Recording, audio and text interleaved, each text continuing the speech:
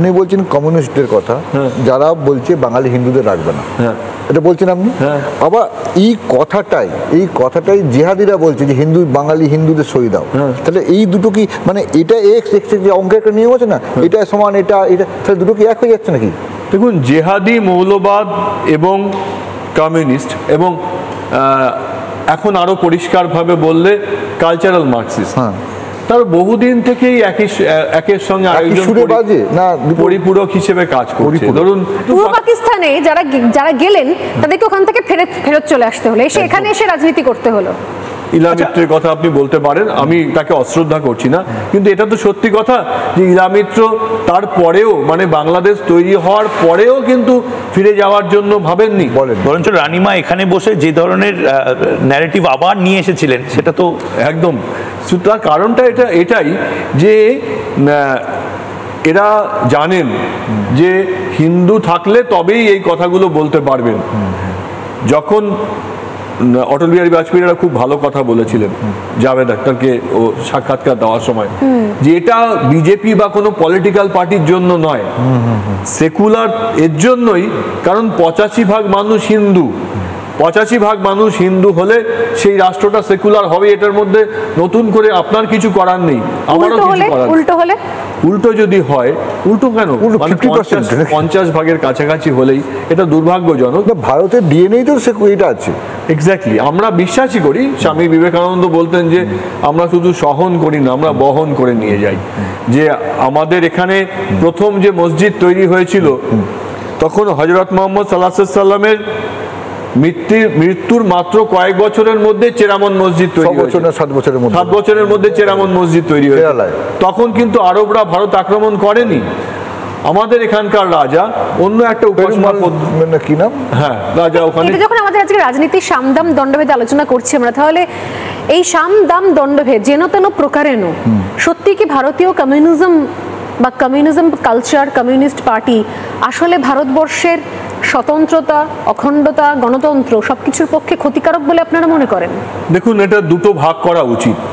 একটা অংশ তো একটা সেই বলে না, সেই সোনার পাথর বাটি, যে যারা গণতান্ত্রিক পদ্ধতির মধ্যে কমিউনিস্ট পার্টি, সারা পৃথিবীর আর কোথাও উদাহরণ আছে কি যে কমিউনিস্ট পার্টি সংসদীয় গণতন্ত্রে অংশগ্রহণ করে? আপনারা তো আমার থেকে ভালো জানবেন। তাই এটা একটা সোনার পাথর বাটির মতো অনেক দিন ধরে চেষ্টা হয়েছে, যেখানে 34 বছর এই সোনার পাথর বাটি ডেমোক্র্যাটরা তো অংশগ্রহণ করে, লেফট ডেমোক্র্যাট, এই যে মমদানির মতন যারা লেফট, দেখুন কমিউনিস্ট পার্টি এটা তো ভারতের কমিউনিস্ট পার্টি।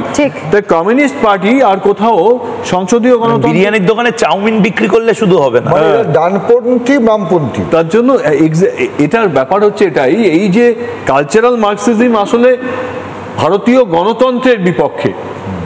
তাই ভারতীয় গণতন্ত্রের বিপক্ষে এমন একটা দলকে রাখা উচিত যার কোনো আদর্শ নেই। এই যে যারা ধরুন চাকরি চুরির জন্যে, রেশন সাপ্লাইয়ের জন্যে কিংবা আরজি করের মতো ঘটনা ঘটায়, তারপরে সে হাসি মুখে সাক্ষাৎকার দিতে পারে, তাহলে যে ছেলেটি ধরুন উচ্চ মাধ্যমিক সাক্ষাৎকার নিচ্ছেও এই কলেজে যে যাচ্ছে, যে আজকে নতুন প্রজন্মের ছেলে মেয়ে, তারা ভাবছে এইটাই তো গণতন্ত্র, এটাই স্বাভাবিক। ভারতীয় গণতন্ত্রের প্রতি একটা ঘৃণা ওদের মনের মধ্যে তৈরি হচ্ছে। কালচারাল মার্কসিজম চায় যে এই দল এখানে ক্ষমতায় থাকুক, এবং সেই জন্যই হয়তো যে এগুলোর বিরুদ্ধে কিন্তু আমি দেখি না যে বামপন্থী দল বিভিন্ন যেরকম অন্যান্য ক্ষেত্রে অপারেশন সিঁদুরের সময়তে প্রচুর ব্যাঙের ছাতার মতো গজিয়ে গেছে একাধিক বামপন্থী দল, তারা নেমে পড়ছে রাস্তায় মানবতার জন্য, এই জন্য, অথচ এই সমস্ত চুরি ফুরির ক্ষেত্রে আমি সেভাবে দেখিনি। দ্বিতীয়ত আমি রিসেন্টলি দেখলাম যখন এই রাজ্যের চুরি, দুর্নীতি, ধর্ষণ, খুন, রাহাজানি চলছে, আমি দেখলাম বেশ কিছু তরুণ প্রজন্ম যারা বামপন্থী কোনো একটা রাজনীতি করে, হয়তো কোনো কিছু একটা, তারা রাস্তায় নেমে পড়েছে এবং তারা নেমে পড়ে চিৎকার করে বলছেন যে শ্যামাপ্রসাদ মুখার্জি আমাদের জন্য কি করেছে, আরএসএস এর কি অবদান। মানে এই সময়ে দাঁড়িয়ে পশ্চিমবঙ্গে হঠাৎ করে শ্যামাপ্রসাদ মুখার্জি কি করেছে এবং আরএসএস এর কি অবদান, এই নিয়ে যে রাস্তায় মিছিল হতে পারে, র্যালি হতে পারে, কেউ যে প্রোটেস্ট করতে পারেন, এটা আমাদের ধারণার বাইরে। এটা একটা জিনিস একদম পরিষ্কার যে শ্যামাপ্রসাদ মুখার্জি যদি না থাকতেন তাহলে পশ্চিমবঙ্গ থাকতো না, আর পশ্চিমবঙ্গ না থাকলে আমাদের অবস্থা সিন্ধীদের মতো হতো, সিন্ধের মানুষের মতো হতো। এই সহজ সরল বিষয়টা আজকের প্রজন্মকে পরিষ্কার করে বোঝা প্রয়োজন বোঝার প্রয়োজন যে শ্যামাপ্রসাদ মুখার্জি, অধ্যাপক মেঘনাথ সাহারা, সুচেতা কৃপালিনী আমাদেরকে পশ্চিমবঙ্গ দিয়ে গেছেন।